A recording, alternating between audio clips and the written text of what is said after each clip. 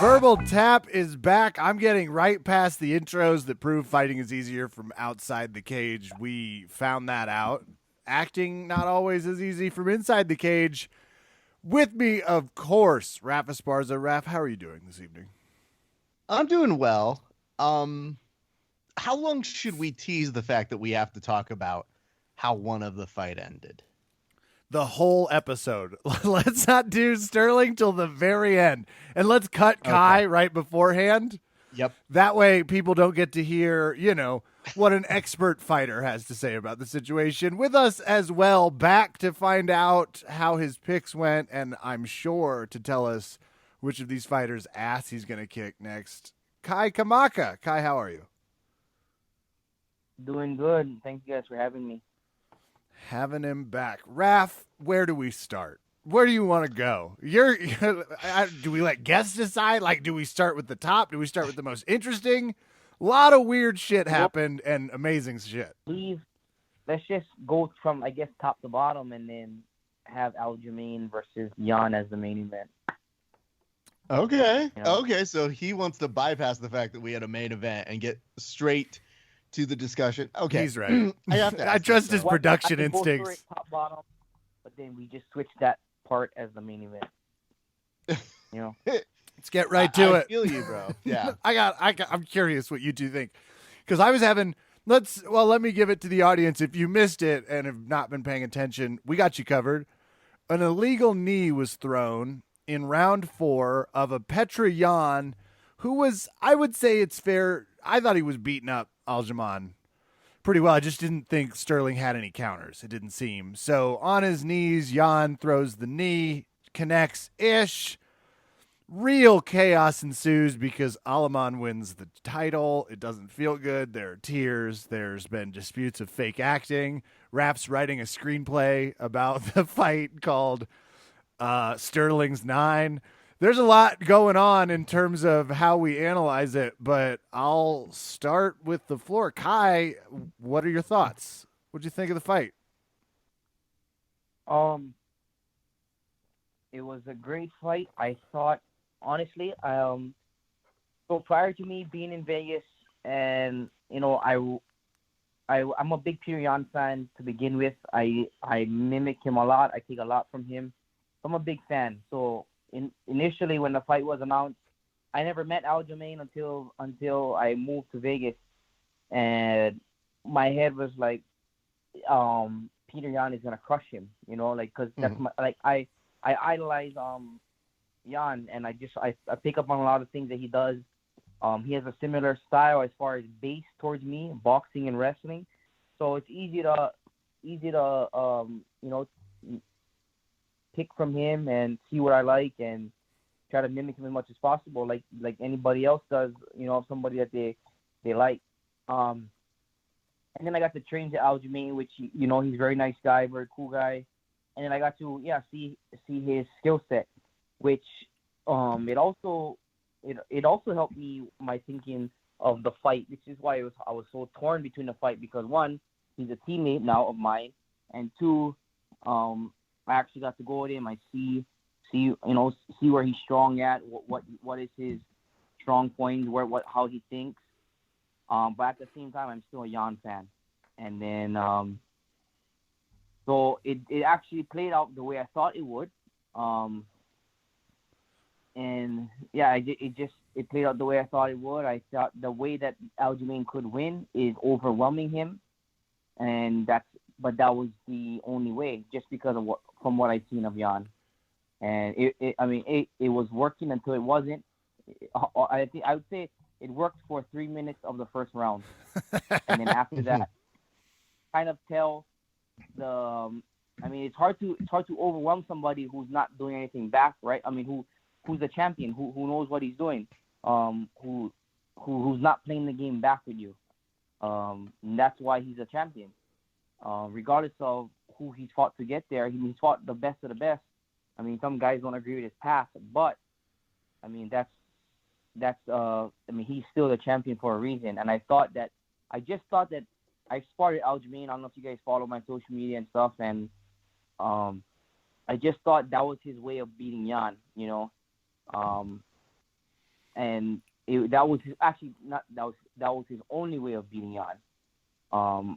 In my opinion, and and I just thought that, I mean, and it played out the way exactly.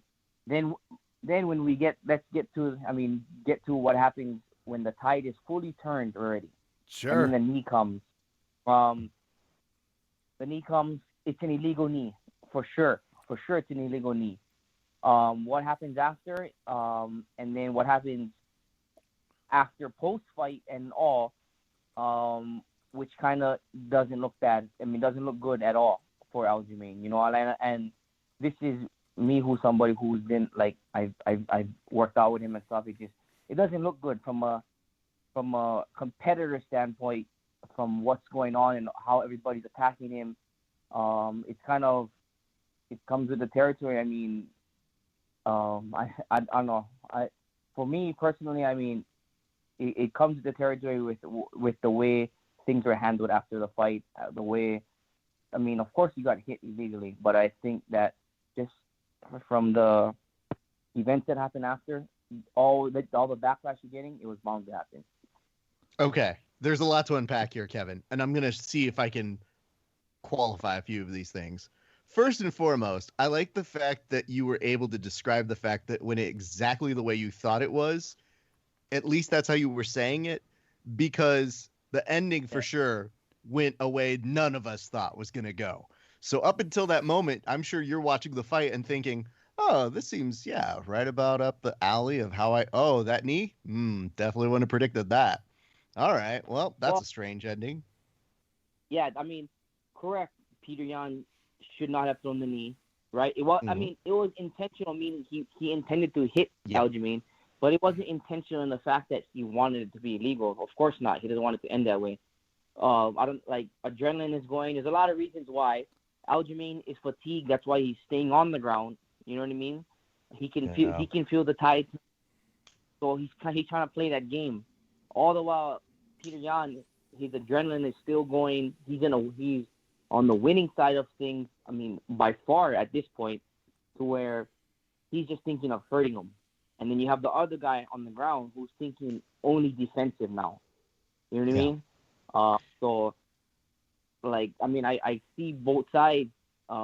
Peter Yan just sees red, just sees kill, and blanks out. All the while, Aljo is trying to catch his breath, trying to regroup, trying to not get hit. I don't have access to Aljamain's people, but Raph, and I'm curious, Kai, your all's thoughts, because we've already kind of talked about it. No one, I mean, malintent aside, and we'll talk about whether or not you should be allowed to knee people. Demetrius Johnson's like, be able to throw it. And I've heard some other fight rule sets where, you can, and it's an interesting concept. So before we get to that, we'll know how much Aljamain was really fazed by how big his reaction is to the setback, like to the social media flashback. If I was him, I'd just be fully embracing it. I'd ignore it for a few days, then I'd release a photo making myself look like Weekend at Bernie's between two teammates. And then the next minute, running a computer, I would embrace it and let social media kind of fuck off. But we'll see. If he responds back and he's like, F you guys, and kind of goes nuts on someone from TMZ, that's how we'll know. We have some updates on that as well. So I can kind of breathe you through where my thought process was. I saw he's been responding. Ill-advised, Raph. Ill-advised. Yes. If it was a concussion, use that excuse and be like, I need 72 hours before I don't want to Brett Favre this situation. Let me just explain, though, the difficulty of being a meme maker and an empathetic host. Okay. When you were a meme maker, you were not supposed to take any guff. You aren't supposed to take anything into consideration. That's why so many people who make jokes take a very shitpost mentality. So when I saw him get kneed, my initial thoughts were of concern. I was like, dude, he took an illegal knee. That's terrible. I don't know how this is going to end. We really haven't been here in this particular place with a championship fight. So this is going to be a very strange set of circumstances. So I had a lot going to understand what he was doing. What I didn't like was the immediate interview afterwards. I don't think that was fair. Joe wouldn't shut up about how Joe was like, "This sucks. I don't want to do it. This is ridiculous." I was like, "Yeah." But he talks about how he's gonna do the interview, so he does the interview. Now, before that, that even takes into the mindset that he had thrown the belt on the ground and made a big to-do over that. And I'm still of this mentality of, I don't know if he's still there. Like, I don't know. Does he know how expensive those are on UFC.com, by the way? Kai, one of those belts will run you almost $1,000 if you just want to buy a replica. So, as he's talking his way through the post-fight interview, I still feel a lot of sympathy. And I hear the internet calling him a great actor and doing that. And I have enough respect for athletes to not do those kind of jokes. What becomes difficult is when you juxtapose that image of him dropping the belt, which, concussion or no, very theatrical, with him celebrating with the crew after. Now, I don't know who in his camp leaked that photo. Fuckers, by the way. That person dead to me. It had to be. There's several photos, there's several videos out from multiple of his friends that night. And just the day after, I mean, he if you're concussed, right? If you're concussed, you shouldn't be in, like, light, right? Is that not what they tell you? Like, I mean, watching the TV is rough. All that kind of stuff is rough. And just everything that happens after, I mean, it doesn't look good. You know what I mean? For whatever reason, it doesn't look good. I don't know what's going on, but it doesn't help the situation. And again, we're of the mindset of, hey, dude, you didn't do any of this to yourself. This was just a weird thing that happened to you. So there is an element of, we get it. Okay. And yeah, you should be proud of the work that you put into it.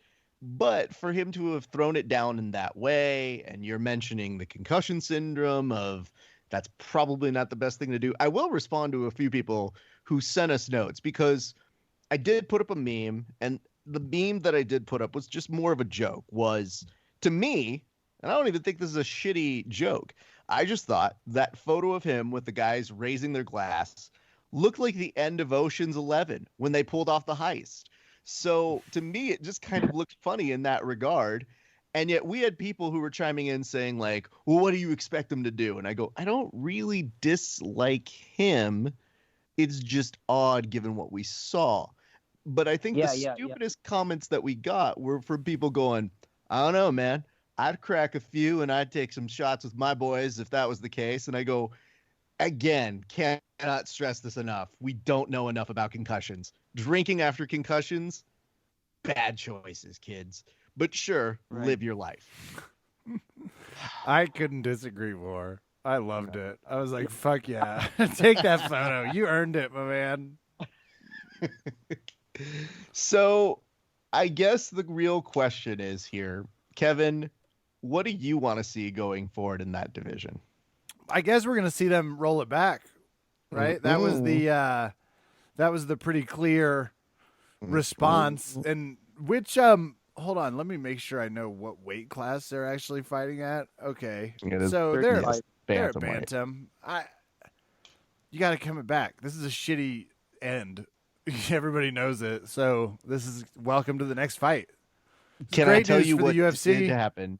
Can I tell you what is going to happen now, apparently? Yeah, Dana said they're going to roll that fight back. But 24 hours after the fact, Cejudo was already talking his shit and then walked back one of his own jokes, calling him an Oscar winner, which I was actually surprised about the amount of fight fans who knew the right award for the right theatric. Because they go, is it an Oscar? And I go, you got that one right. That's correct. That is the acting one. But do they have the right category? Best supporting? Film and television. No. There's a lot here. Okay. So when they talk about Henry Cejudo wanting to work his way back in there, there was also the possibility of Jermaine Sterling, who said, yeah, I'll take that one instead. Screw this Peter Yan rematch.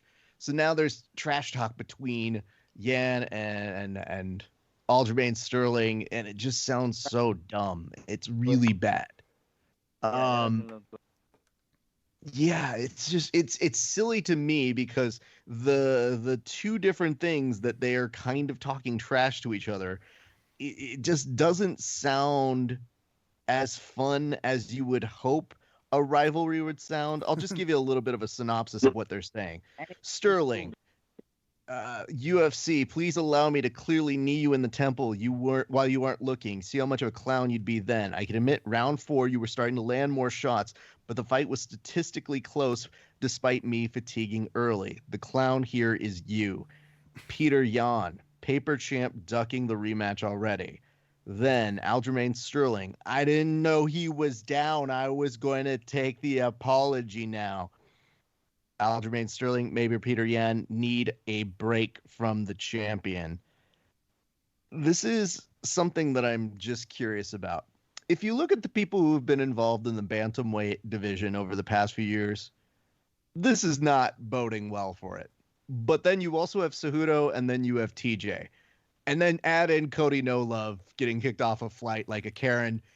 That division does things to people, I have concluded.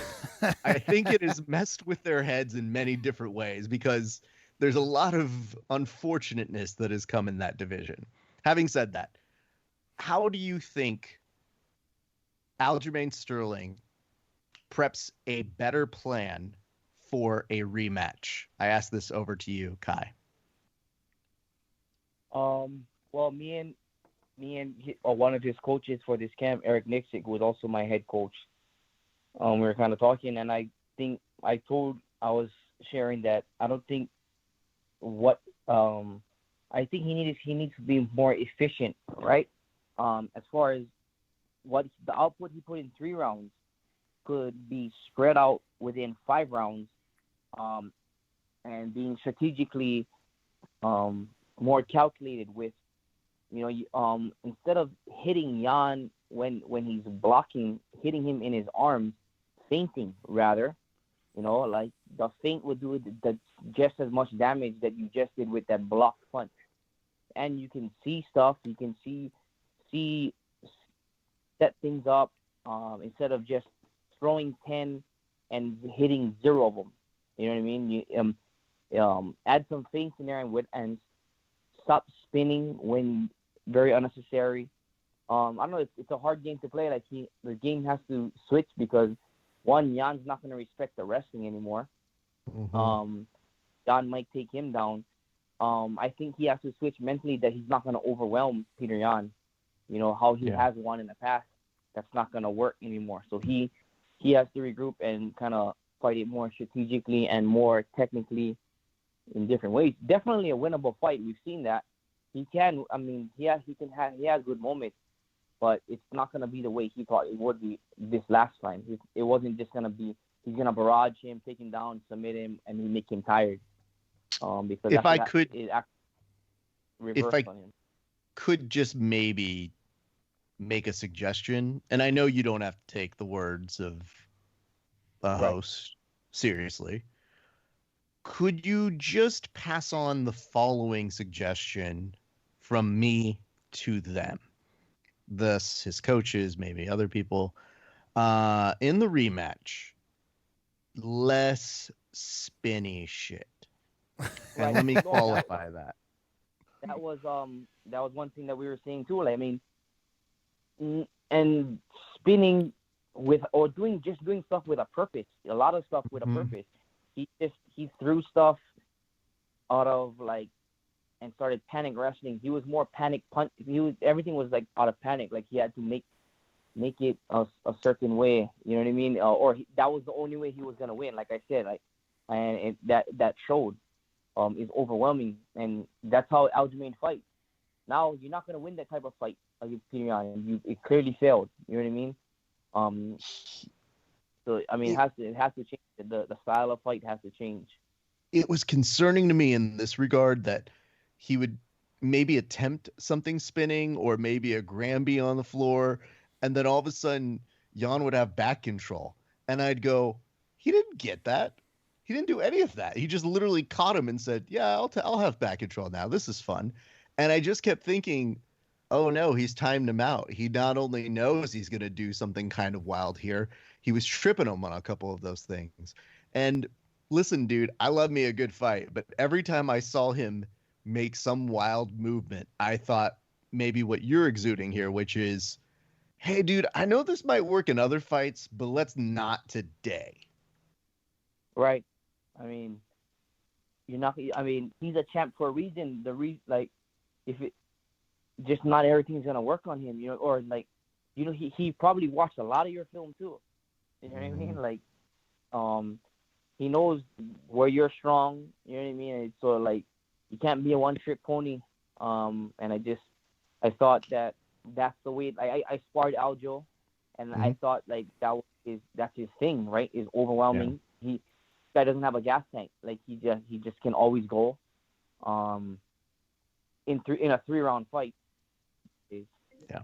Yeah. I will say, dude, there's one thing I have to credit you for, and I appreciate you being candid about this, because I don't know if Kevin thought this, but when I saw all of this shit going down, my immediate thought was, oh no, we're gonna have to talk to Kai about this. And they've trained together, and that really, like, I like when we talk about it before the fights, where you get some insight and you can give that insight for an over-under, Kevin. But after, it's usually something that we can admire. In this case, it was a weird fight, and then it was even a weirder ending, where it couldn't be as celebratory as possible. So I do appreciate you walking us through that, though. Kind of is, as we can see on social media. Yeah, and I mean, it's kind of weird. Like I said, dude, I don't think he's wrong in saying, shut up, haters, because that's what he was saying at the end of the day, Kev. I love it. That's always a good message to the internet, just on a random Monday. Fuck the haters. And, you got Largo basically saying, I can't believe there's so much hate on the internet. How could you hate this guy? I think there's a big thing that you have to take into consideration, which is, don't necessarily hate the fighter. Try to find ways to hate the situation, and then maybe understand what it is. And that's more of our thing. Mm-hmm. And I hate the situation because, like, the fights were awesome. All the fights were entertaining.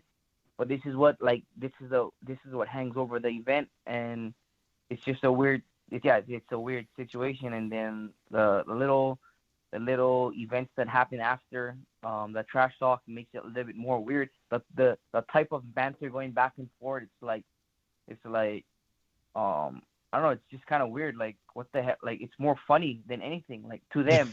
I mean, like, it's weird. Like it's like a kind of a joke, or at this point, it's only Monday. You know what I mean? Like, the type of jokes that they're trash talking, it's like, it's weird. Like, I don't know. For me, like, I've never fought. I'm not saying I'm not in this situation. I didn't fight for a UFC world title. But for me, the title of champion #1 is what gets me. Not necessarily the belt or whatever. The belt, win. If I win, that goes to whoever. Anybody can touch that belt. It's not that. It's the title of being #1 that excites me, that keeps me going.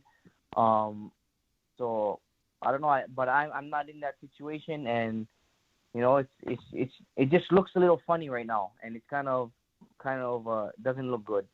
Yeah. Well, as Kevin said, you can always buy the belt for about a good $1,000. So there are ways to get it. It's just, who'd you beat for it? It's what I tell all the kids who wear belts whenever they go see a professional wrestling show. I go, who'd you beat for that? The guy who sold it to you at Kmart? And that's a joke that we tend to get some mileage out of. Kevin, I need you to tell me what you thought of the main event, the actual main event, not the one we're calling one. You're not going to love Dawn it. And Izzy. It was a little boring for what I was hoping was going to be an exciting fight. I left with two thoughts, and I don't know how fair or unfair this is. The first was, neither of these guys could beat John Jones. Unequivocally. Mm-hmm. It's not happening. If Jan's wrestling is too much for Israel. And, we all know Israel's jiu-jitsu coach has had better weeks. This wasn't the win he needed with this one because it just looked like someone who couldn't do anything and got passed immediately. Not great. Simultaneously, Israel's after-fight speech was as good as it gets. He was fantastic. Yeah. So, love the after fight. The actual fight was really exciting for the first round and then really shockingly boring. I was really surprised. Okay. I'm glad that's your take. We aren't fighters, clearly. One Kai Kamaka, but I would ask you, how dare you, as a fighter, what did you take away from that? Were you entertained by that fight? And if so, why?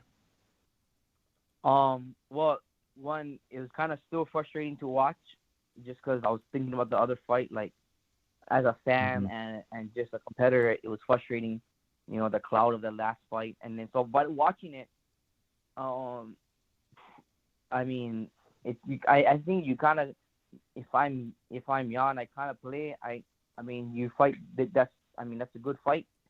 I mean, I thought he probably could have took him down sooner, but I mean, just being efficient with his energy, that's what it was. It seemed like he didn't want to take him down earlier to kind of conserve his energy for that 4th and 5th round. And then, yeah, like what you guys said earlier, I mean, look, it just shows the greatness of Jon Jones. Because if Jon Jones is on top of you in that situation, and then once fatigue sets in, you see a lot of guys, you see their real true skill set, in my opinion, and we were able to see how good Izzy's basics are on the ground, which you couldn't, like, they weren't ever, I mean, on the ground, he didn't know what an underhook was, he didn't know how to dig an underhook on half guard. And this is what you do when you're tired. That's what do you remember the most is that's what happens when you're tired. And for me to see that, I mean, gosh, the Jon Jones fight would be a massacre in my opinion. To be fair, when Jon Jones tweeted out afterwards, he said, "Never mind, not worth my time," which not a bad tweet. But I would like to remind people, things worth Jon Jones's time: running over pregnant ladies, cocaine, and also avoiding the law. So I don't know that you really want to be in the company of being worth this time, but I digress. I would like to really kind of focus on this one thing, which you are alluding to, but I saw it as a interesting technical striking fight. We're going to just delete the part that was the grappling because it's bad when I see Izzy get a lockdown and I go, okay, you gonna do something with that? And then nothing happens. And mind you, Kevin, we're also talking to somebody who has a wrestling at heart base. So you're not going to get any sympathy from a wrestler, from a person who just can't get up, because that's the whole point of that sport. What I would say, though, is for the moments that the two gents were standing up, it was just interesting to see their approaches. It was fun to watch their feints. I don't know if we were in the camp of saying, wow, this is such a close fight, because to me, I go, I don't know, man. I think Jan is kind of winning this pretty well. And it's not to say that Izzy's just being dominated, but when you get a 10-8 round at the very end, that's just silly. Having said that, excellent performance for Jan. He put some respect on his name. Kevin, I think you hit it right on the head by saying Izzy was amazing in the post-fight speech, especially at the post-presser. And I think he said it as well as he could, which is, yeah, this is his first MMA loss. He's lost a lot of times. He's lost in life. The one that really seemed to irk a raised eyebrow was when he then mentioned, he's like, and I've lost in love. And I go, no, I was okay with you talking about losing in boxing or kickboxing, but like, oh, Izzy, are you okay? Do you need a hug, bro? You all right, bud? So you shouldn't anyway. lose in love, right? Well, Kai, they all can't be as lucky as you, my friend. So I guess with those things in consideration, obviously Jon Jones off the table. Kevin, what would you like to see Izzy do next? Go back to 185 and rule with the way he explains so gorgeously. I am excited to see him knock the living shit out of Mr. Booze Hound himself, Paulo Costa. There was a funny moment, and this is a good journalism note for people. Daniel Cormier was like, well, we've been really hard on him. And Joe Rogan's like, what do you mean? I'm just pointing out Paulo Costa. He's like, and you can hear Daniel Cormier goes, okay, I've been really hard on him. Just wanted to apologize. And it was a nice, honest moment from the broadcast. It's lovely. Having said that, now we're going to go the opposite way. What would you like to see Jan do next, Kai? I would like him to see just defend his belt against other 205ers. Probably the winner of that. Actually, it's hard to say because he kind of ran right through his last opponent was Dominic Reyes. So, I mean, maybe Alexander is coming up. Reiki is his name. I think he's one that's coming up. And I think a lot of things have to clear up in that division just because, I mean, it was John Jones and then now it's, kind of rebooting up. So I think John has to just beat the whoever is in front of him for the next 2 or 3 guys before anything else crazy happens. I know you get hyper-focused in your division when you are a fighter, but does the thought of ever going up or down ever cross your mind? Yeah, I used to fight at 135, so of course going back down in the UFC always is a thought. It's in the back of my mind. Yeah, I mean, and then you train with guys up a weight class, down a weight class, so it's always in the back of your mind when you do well or when you're not doing well. You think about all those kind of thoughts always cross, and then but then 135 was too much of a cut. That's why I'm at 45 now. Yeah. So you at 135 is a scary thing to me. Just looking at your build, I always think no, I think that's where you belong. I think 145 is where you're supposed to be. But the hard part about supposed to be with a fighter is that doesn't necessarily always correlate with what they're thinking. And so I just always wonder if that golden goose is there. And you look at these other fighters going up and down weight classes, you go, I don't know, man, that 135 is getting kind of fun. Maybe I should go down there for a little bit. Sure. I mean, I always think about it just because I was there. I've never missed weight.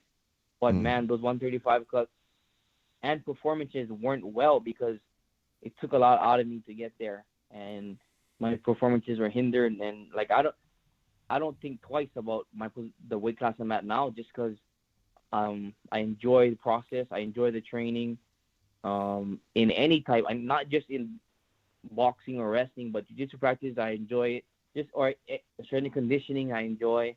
So, I mean, yeah, the journey is just much better on 145. I can enjoy the training and, the process a little bit more, which kind of, I mean, win or lose, the fights are entertaining. So, I mean, that's what matters the most.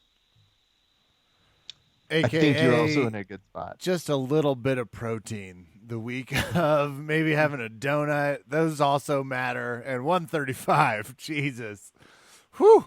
Yeah, that's a lot of poundage. The lighter you get, the more every pound is difficult. Correct. Well, can I rapid fire other results at you all? Absolutely. Yep. I'm really excited about this because Amanda Nunes and I want to gripe for just a minute because this was my bad beat of the night, and this was a bad beat. So the props on Amanda Nunes were difficult. So of course, I jumped all over plus 100 to finish by KO TKO. That felt like a great bet to me. And I would argue I won that bet. Except Megan goes down. And there's this horseshit moment where unconscious Amanda Nunes decides, well, instead of just mounting and ending this in a fierce way, I'll just triangle choke armbar her, even though she's basically unconscious. That one hurt, but congrats for Amanda Nunes. Is it shocking to you both that they don't have any rankings for that division for women? They don't have like 15 women to fight at 145. No, it's not shocking to me because, I mean, that's just a hard weight class to find women that are competing at. So. Too fixed. Yeah. I think we need to go like 145 to 175 and get creative here. People are not having enough fun with what Amanda Nunes can do, and hopefully that's where she's at now, that they're like, well, we only have a few more fights. Maybe instead of throwing someone who's not ready and is going to ruin Kevin's parlay by falling down but still keeping her defenses, even though she was clearly unconscious. If only I had if I had Kai France referee, I have a shot at this, but I did not, sadly. So she submits the shit out of Anderson, but knocked her out first. And that's nice, isn't it? Let's put it this way. There's something that's weird if you look at this in the future and you go on the Wikipedia page and you see, well, who won the bonus awards that night? And you would think to yourself, why wouldn't Nunes win something here? Why wouldn't Nunes get some kind of acknowledgement? And I think it's just because Dana was so pissed. She earned a lot of money for essentially 2 minutes of work. So I think he refused on principle to give her money. While the rest of us go, I mean, how can you dispute it? She's just good. Give her the money. Give her extra. She fucking did her job. So I thought that was a little, I wouldn't say surprising, but I just go, Dana's probably pissed he has to pay a lot for her. So let's talk a little bit of fight sadness, though, because Makhachev, this one hurt. Yeah, arm triangling the shit out of Drew Dober. That one did hurt. And it was a weird triangle von Flute pressure thing that it was so crushing. And here's what I gotta say: Makhachev's had like amazing grappling control. That was not going to be in question. And I really was rooting for Drew, but I mean, dude, it just looked like it was tough to be under that amount of pressure for that long, because it did go 3 rounds, but it was all dominant and controlled with Islam. And I also want to bring up, this is a good time to maybe have the Ted the Planet people go on their lockdown tour, because it was very in need that night for a couple fighters. And the homie Drew, I'm gonna have a chat with him. He needs to call me. I stall with the lockdown as good as anyone in the game. I'm very good at it. But yeah, that one hurt a little bit. We'll go down. Kai, were you okay with this fight with Makhachev just destroying Dober? Shoot, I was kind of disappointing because, I mean, we all know how good Khabib and Islam are. It was just like I thought Drew Dober had a better chance. You know, like I thought he had a puncher's chance, and he's a thick, thick, strong guy to where I thought he could nullify it just a little bit, just enough to touch him, and I mean that's not the case. We had somebody during the Fight Companion who was hardcore going for Islam, and they were telling us, they're like, fuck Drew Dober. And I go, whoa, bud, here's the thing. Hey. No. I'm being very clear. Drew is a friend of the show. And he goes, yeah, well, fuck him. And I go, if you do this any longer, I'm going to kick you off the thing. And he goes, oh, okay, I'm sorry. I just really like Islam. And I go, I get that. And then when his guy won, he goes, see, told you. And I go, what did we just talk about on Good Sportsmanship? I will kick you off this broadcast still. It was very funny to me. I enjoyed the fact that we had somebody so rabidly into Islam. And I go, dude, it's not that I don't appreciate it. It just, afterwards, we normally do toast to people who get finishes within regulation. So then I had to toast Islam. And I go, ugh, this sucks, having to toast the guy who beat up your friend. But there we are. Anyway. Crushed it, though. Damn. It was impressive. I'll give him that. Let's talk about Rakic and Santos. What were your impressions, if any, that you had on that, Kai? For that fight, I thought was gonna be more entertaining, but I mean, there's two guys that hit a hammer, so I mean, you gotta know when to play the game. And I thought Rakic was gonna win, but it just wasn't as crowd pleasing as I thought it would be. I mean, can't always have it that way though. Now, if we're talking about crowd pleasing, there's a few of these that were very crowd pleasing. They took place on the early prelims, and we'll rapid fire through some of Yeah, those. because we're on a decision tour on the prelim But card, before but we it was do, fun. Kev, did you take any knowledge or any moments where you saw Dominic Cruz call out a Monster Energy drink spokesperson? I 100% did. And the awkwardness with Joe Rogan when Joe was like, well, I didn't want this to get political. And I was just sitting there like, who the fuck is this person? Can we get like a UFC graphic? It feels like they knew who they were going to call out. So I had no idea who Dominic Cruz was calling out, but I just felt sadness deep in my heart. It was like, you just want to fight. Why are you calling out some Monster Energy drink? So Dom Cruz is trying to get into the vein of what I was suggesting for Amanda Nunes. It's like, have her fight an alligator next. I don't know. Is there like a sumo wrestler from Japan who's competitive? Let's get creative. That's what Cruz is trying to do. And I felt like everybody was like, no, we're good. Well, he kept saying Hans Mollenkamp, and I go, I don't know who that is. But in my head, because the reference was Hans, all I thought was Hans Moleman from The Simpsons, a.k.a. the guy who gets hit with the football and falls down. And I just kept thinking, why are you trying to pick a fight with a cartoon character? I had a whole different thought, Raph. As I watched this, I was like, Dom Cruz, I know who you can fight. There's this scrappy, gifted wonder who's been fighting since he was 4, out of Hawaii, living in Vegas. Kai, are you interested in that fight? You ready to knock Cruz out? Actually, Dominic Cruz is like a good mentor to me. Damn it. So That sounds like a no.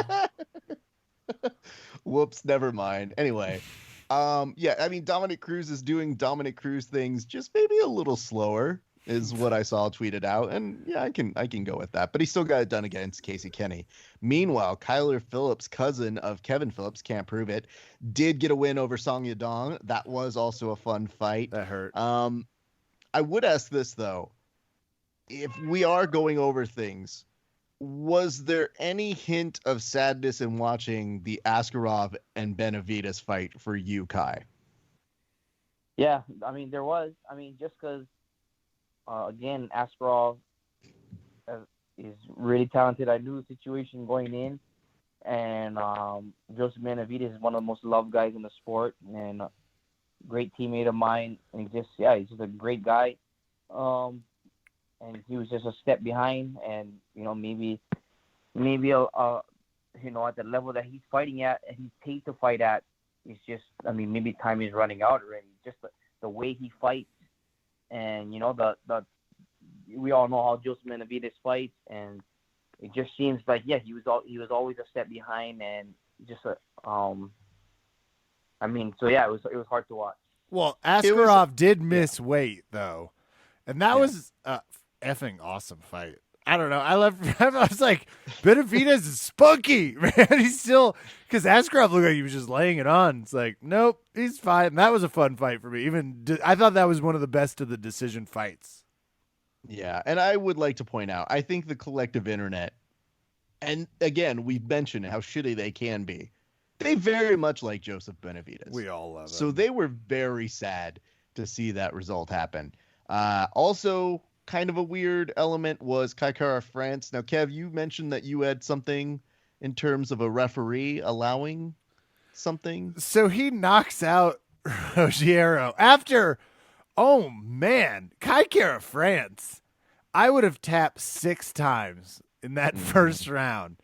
And he's just rolling through Bontorin's stuff. And that's a tough guy to be rolling through.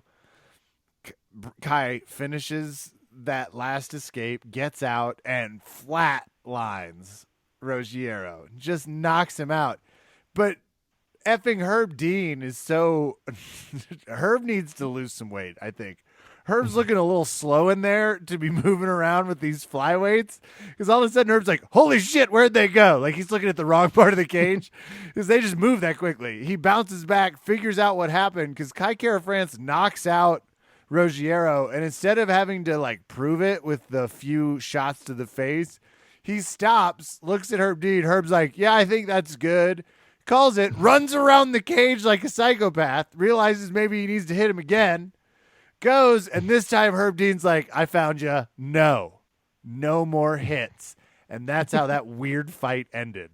It was unbelievable, though. The comeback from Kai Kamaka was awesome. There were still some people, though, who said that they thought it was ending a little early. And when you look at that man try to get up and stand up and walk, and he fell on his first of all, face. getting dumped He was on like your head when you ass fall up from in the being air, punched. prison Not the style. best look. But then all of a sudden to then find your way to like almost trying to bulldoze your way without your head upright again, it's just a little suspect. Anyway, I'm going to ask this, Kai. Who impressed you the most in the early card prelims? I don't know if you caught all of them, but was there one or two in particular that really caught your eye? I mean, the first two fights kind of went by quick. So I would say, I mean, not surprised me, but like was happy to, I mean, Dominic Cruz to see at the level that Casey Kenny is, his come up right now. I thought, I mean, Dominic Cruz was just way ahead of him, and I think Tim Elliott, I thought he surprised me. With what? With with the bloodletting he was doing on Espinosa's face, or just the brutality? Well, just as far as how far, I mean, I know Tim Elliott is awesome on the ground, but just like how close, I mean, how not of a fight it was, just at the point of their careers that they're at, I thought that it was gonna be a little bit closer fight. See, that's the last fight I have. Like, that was some weirdness, from the shit talking to the rubbing the blood directly in his mouth. Yeah, I was struggling. There was at one point I was definitely like, I don't want to be a fighter. I would say, yeah. I guess to answer your question, the fight that probably didn't end up the way I thought it would, was that Song Yadong fight. The Kyler Phillips, man, he qualified Song Yadong really well. And that fight, I mean, he was ahead the whole time. Yeah, I've seen Kyler fight out here on the regional circuit in California, and I've had my eye on that guy. I've been impressed with what he does, and I could see something in him with the UFC, and I said, okay, let's see how he goes. And I thought that was actually a pretty fun fight all the way through. I would also like to commend Sean Brady for getting the submission of the podcast, a head and arm triangle choke. It was everywhere. Making it look three of them. Effortless. Well, you know what, Kevin? We're not going to acknowledge one of them. I agree. Okay, cool. Yep. Because I dare you to go try and do what he did to Drew the next time we roll with him. So no, thank you. Okay, just saying. I'll show Drew that leg lock stall move I was talking about. But Lemos also gets the win via TKO. Euros Medic and Trevin Jones also picking up TKOs. I think we're at a point now where we should probably reveal what happened. So, for those listening, we always do over under Kevin. That means we have some results to get to. Kai, how did this particular juncture, doing this show the week before, giving predictions, make your viewing experience go this past Saturday? It kind of like left me like unsure after the show, heading like Friday, Saturday, just because I thought, I was on the fence on a lot of the fights, especially that the Islam fight. I thought that Drew Dober could make it a lot closer, and then just a lot of the fights that I thought were gonna be like clean sweeps ended up clean sweeps the other way. So it was kind of, and I was kind of on the fence on that. I wasn't even on the fence. I tried to stay away from the Aljamain Sterling fight as much as possible, just because I trained at Aljo and then the Peter Yan fight.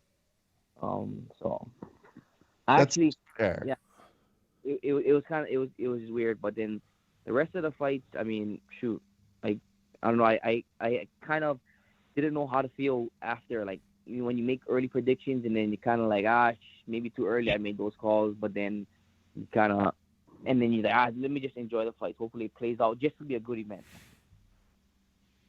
Well, I'm glad that you were like this, and I'll tell you, I didn't troll your my bookie plug because it was an apt opportunity to be like, hey, speaking of everybody, go hear him on our show. I let you live because I wanted to make sure that we would be here and be able to hear the results. Because Kev, I got to tell you, man, the UFC I think was legit surprised all 15 of these fights survived. Normally on their what time does it start, they said about 3:15. Then when they saw they all survived, they go, shit, we have to start an hour earlier now because there's 15 goddamn fights. So I got the comment from the people that live with me watching. It was like, how long are these fights? It was like all day. It's gonna be a long day. Well, Kev, I think it's time to reveal some results. Are Do you you ready? happen to know how many that you got correct? Yes, I do. Okay, how many did you get? 9. Okay. How many did Kai get correct? This is a real pain in the ass. 9. Okay. Where's the tiebreaker then? We're fucked, Raph. So we both had Sean Brady. I, because of ritual reasons, I had Askarov. We both had Rakic. He had Sterling. I had Nujjukuwu. We both had Lemos. I had Medic. We both had Nunes. He had Jones. We both had Dober. He had Cruz plus 125, by the way. If you listened to Kai's bets, you could have made some money. We both had Kai Kara France. I had Tim Elliott, Kansas City connection. And he had Jan plus 200, which was also what I was referring to, by the way. You could have made some money on some picks tonight. 9-9. And Raph, one of my favorite things I look back on is that Kai doubled down with Aljamain and said he would win one of performance by submission. He had Dober. Then he had Islam Dober's fight of the night. He was close. I also agreed. And then I had Adesanya and Rakic. And I, again, got bonused out. How did Rakic not win one of the awards? I guess because, as Kai put it, the fight wasn't that fun. But I felt really pissed that I didn't get a performance of the night category. So we have a rare tie, a very rare tie. Interesting. And we both had This is Song not as fun Yadong. as I wanted to be. That hurt. And I think the only way to really like meet in the middle is to just chug a White Claw. I don't know exactly. That was the bet, right? White Claw's the best beer ever, and chug one. It's tough. Yeah, I feel like you both have to do one. I think that's the only way. It's only a White Claw. One is good.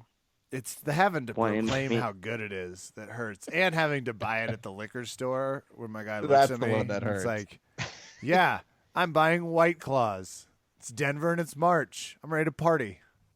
To be fair, I do think the idea of Kai having to drink a White Claw is probably more detrimental than Kevin having to drink a White Claw. Because when you see a White Claw in Kevin's hands, you will probably say, that looks actually pretty normal. When you see it in Kai's hands, you're going to be like, something went wrong What? somewhere and I'm not privy to it. The harder thing as well is also complimenting the other person. So I have a lot of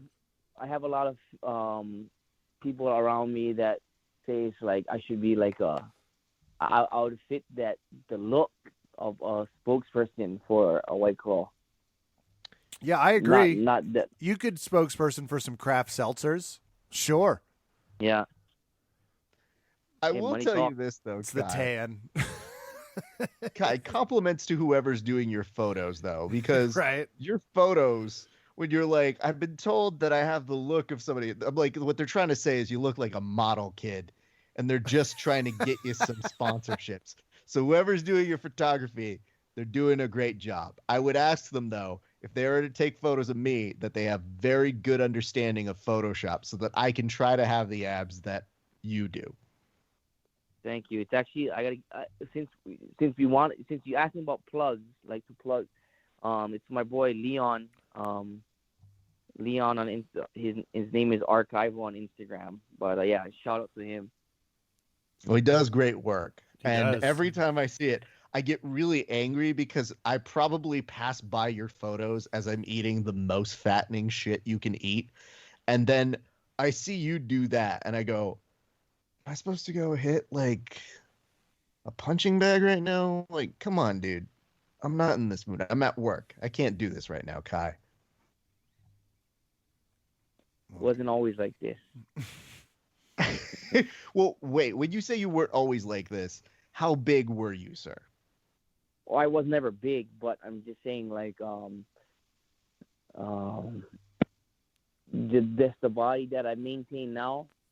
I mean, this takes a lot of hard work. That's Yeah, it. that's A lot the of part running, where you lose me, a lot of man. running, a lot That's... of programmed lifting. That's it. A lot Well, of core. For those looking to achieve less desirable results, the program I'm on is not very hard right now. So, Very. fork in the road. Kai, you're amazing. We love having you on the show. People can find you on all of the social medias. Kai Kamaka on the Insta. That's where, frankly, as we've alluded to, you're going to want to see the photos anyway. So just go to there. Check him out. Kai, thank you so much for helping us break down some fights. Thank you. Yeah, I mean, it was good to, talk about it. Talking like this kind of gives me, like, sharpens me as well. So, yeah, glad I could do it. Well, we're looking forward to seeing you back in the cage. It's going to be early May, right? Yep, the 1st of May, May 1st against TJ Brown. So I'm excited. The week after the Whaley and Rose pay-per-view. My Love manager that, dropped dude. the ball. Supposed to be on. Well, I think it's going to be fine because we're just glad to see you killing it in the UFC, man. You've got a great story. We love having you on the show. And I'm sure down the line we'll bring you back on, man. But thank you so much for appearing with us today. Thank you guys.